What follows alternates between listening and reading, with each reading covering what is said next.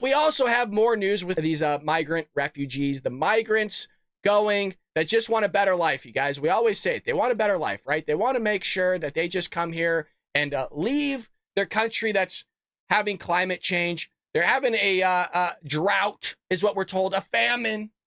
But weird, because when they come here, why are they doing this? Why are they sitting there raping French children? Why is an Algerian migrant raping French children and they get refugee status after claiming they're trans?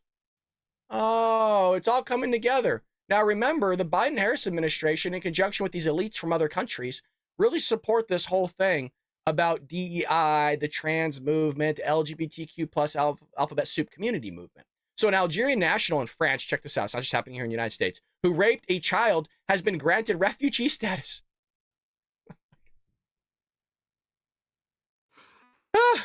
After claiming he would be persecuted in his home country due to his trans identity. Oh, I'm so sorry. Forgive us. Yeah, well, we were originally going to throw you in jail and everything and deport your ass because you just raped somebody. But now that you said that you're trans, oh, well, I'm sorry. Come on in. Do you want a hotel room? What do you need? Do you want, oh, you do? Okay, well, we'll give you food, shelter, water, everything. Anything you ask for, we'll give you. So it's not just happening here, folks. It's not just happening here. I don't need to break that down any further because it's just going to piss me off and ruin my mood. Now, Gaetz comes out, Matt Gaetz, and, well, he unveils a bill that would cut federal aid to NGOs assisting illegal immigrants. And I actually like this. I like this a lot.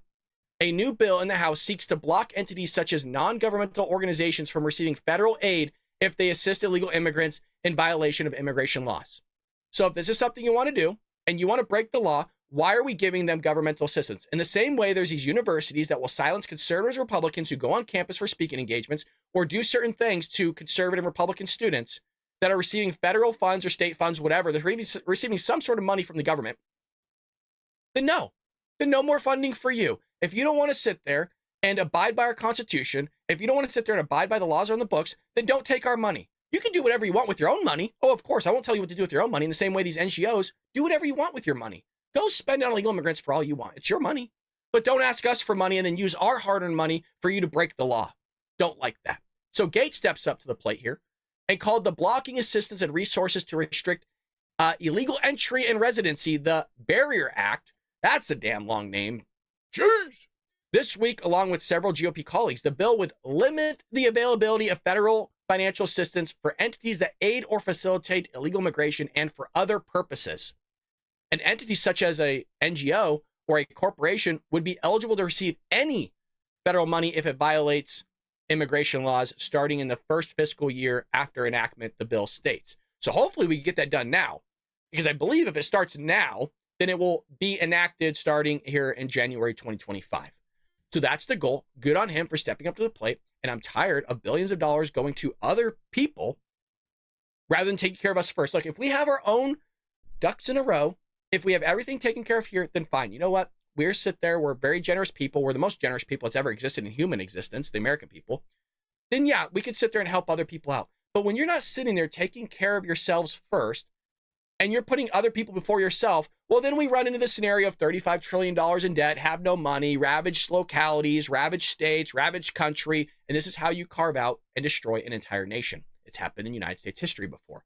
So you would think that, hey, you know what? After all the pushback, after all the news that's coming out about the terrible spending, the illegal immigration, the money, $1.4 billion going to illegal immigrants through FEMA, we don't have any money for Americans. You would think that the president, Joe Biden, well, you would think he would have something to say that's pretty responsive, right? You think he would have something to say that would be pretty, I don't know, like getting something behind the American people, like going, I can really stand behind this guy now. He's speaking real truth. Just listen to the poetic answer, the just best answer you've ever heard from a sitting president. What do the states in the storm zone need, Mr. President? Okay. What do the states in the storm zone, what do they need after what you saw today? Oh, in the storm zone? Yes, sir. I'm wondering what storm you're talking about. They're getting everything they need. And they're very happy across the board.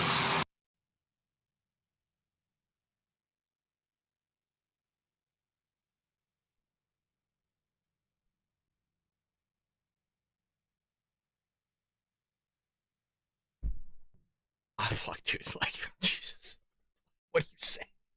This guy's an idiot. Look, if you didn't hear it, because, you know, they love to sit there and make sure they do all these audios and interviews right next to a freaking jet engine. What do the states in the storm zone need after what you saw today? This was the question proposed to Joe Biden. Yeah, this idiot here. Biden says, oh, storm zone? Like, he's confused. Storm zone? I didn't know which storm you are talking about. And then he goes on to say, oh, they got everything they need. What the fuck? What the fuck? Like, what? What? You're joking, right, Joe? You're joking. I mean, how much exposure do you need here, folks, right? I mean, Democrats, you stumbled your way in here. Like, how much of the receipts do I need to show you? Like, what do we have to, like, Democrats are the ones that are suffering as well. I want them to get the relief. I want them to be helped. They're just Americans. It means nothing to me, Democrat, Republican. When an American is in need, we step up to the plate. And right now, Democrats, you voted in a person and a vice president that don't have a damn clue on what they're doing. I mean, look, I get that you messed up, you botched one thing. I get it. I will forgive. I'm a Christian. I get it. But when it happens time and time and time again, you gotta at some point wake up going, maybe I was wrong. Maybe they really just don't have a clue. I don't know, maybe the East Palestine, Ohio. I get it. Okay, fine. You know what? Hey, you know what? He didn't want to go there. I get it. All right. FEMA, whatever, had a really rough go. Okay. And then Hawaii happens. Joe, where you at? Kamala? Hello? Okay. All right. You know, you botched it a second time. Whatever. Okay. What about this one? Like, how many opportunities are you going to give them?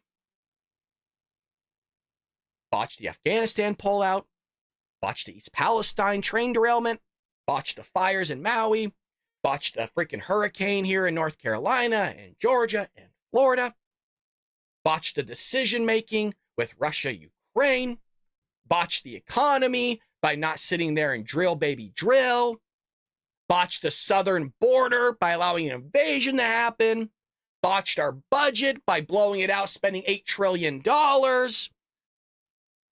I get people make mistakes. Happy to forgive. I get it. Nobody's perfect. How many times do you sit there and allow somebody to fuck it up?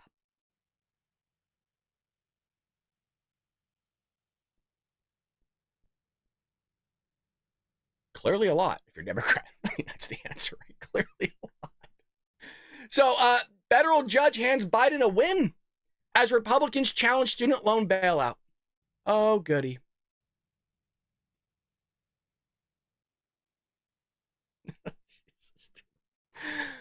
You have here, a federal judge on Wednesday sent back Republican efforts to thwart President Biden's student loan bailout, allowing the government to proceed with his debt cancellation plan. I don't even know how this is possible because the Supreme Court already said he couldn't do it. Judge Randall Hall of Augusta removed Georgia from a lawsuit brought by 7 Republican-led states against the Biden administration after he determined the Peach State lacked standing to sue over the loan forgiveness action. Oh, so now we're all responsible for somebody else's debt. The judge said Georgia had failed to show it would be harmed by the administration's plan to eliminate $73 billion. If you're listening on audio, sometimes my millions with an M sound like billions. This is billions with a B. $73 billion in student loan debt held by tens of millions of Americans. So what's happened here? To just put it in layman's terms, everybody in this chat and anybody that sees this episode, you are now a co-signer to everybody else's student loans. Yes. What you did was You worked with that person that took out a loan that they couldn't afford in the first place. And well, you signed on that line for them saying that if they couldn't pay it back, don't worry, we got you. So you're all co-signers to somebody else's loans. Lovely. Good. Where does it stop, by the way? I've always asked this question. Where do we stop? Why are we just doing student loan debt? Well, we want to give Americans relief. Why not pay off their mortgages? Why not pay off the car that they financed? Why not pay off credit card debt? Why not fucking just go stupid? Let's just all be stupid now. Let's be really dumb here. Let's just start paying everybody's bills. Cell phone bills, electric bills. Why don't we just be really dumb with this? Once you open this door, it doesn't stop. You're already struggling paying your own bills. So now you're paying illegal immigrants' bills. You're paying for Americans' bills because something happened in their life, or they're just lazy, or they made a very bad financial decision by taking out student loan debt in the first place they could never afford. We live in a really crazy time. Now, some people get upset, and rightfully so. I get upset with this too. But I love doing the show for the community, okay? We're not making a killing here. By no means. We're trying to gather more support so that we can sit there and make sure we have an editor. We have one right now, just so you guys know. We have an editor named Franco. Shout out to Franco. He does edit the show. We're trying to get that going so I can get some help here so we can actually spend more time creating the show itself and have somebody upload videos throughout the day. So to do that, it takes some cashola. But Franco's doing a pretty good job. He just started on the 1st. So we're trying to grow here. And obviously it's most of the money from the show, but also me supporting it because I want it to grow. And to be able to grow, we need to get the truth out to the American people. I really do believe that, folks. And so I'm putting my money where my mouth is by sitting there making sure we get the truth out there. This, I don't think is constitutional. And I'm saying that because the Supreme Court said so. But I'm sure glad the Biden administration isn't violating any laws. But they are. Oh, but they are. And here's another one for you. Here's another violation. Judge rules that the Biden administration violated environmental law in the halt of the border wall construction. Oh boy, this is an update. This is a 3-year update. We talked about this years ago, and we're getting an update here. A federal judge ruled in favor of a southern border rancher who had argued that the Biden administration had violated environmental law in its haste to reverse its predecessor's border policies in 2021. Who's the predecessor? Oh, you know. An Arizona rancher, Stephen Smith, was part of a lawsuit challenging the Biden administration. The claim that the DHS had failed to conduct a mandatory review by the EPA before halting border wall construction. Now, if you recall, they wanted to build a border wall, and Democrats did not want it because walls don't work, allegedly, even though they have walls everywhere on their own house and all this other stuff. So Doug Ducey of Arizona, in conjunction working with Greg Abbott of Texas, wanted to build border walls so they could brought out these shipping containers. And they tried their best to stop the bleeding. And, while Joe Biden, Kamala Harris came out and said, we're doing everything we can to stop this. We're doing everything we can. They were filing lawsuits to still enable this to happen. So they were lying to everybody. But don't worry, they're the truthful people. They're telling the truth that Donald Trump's the liar, according to them.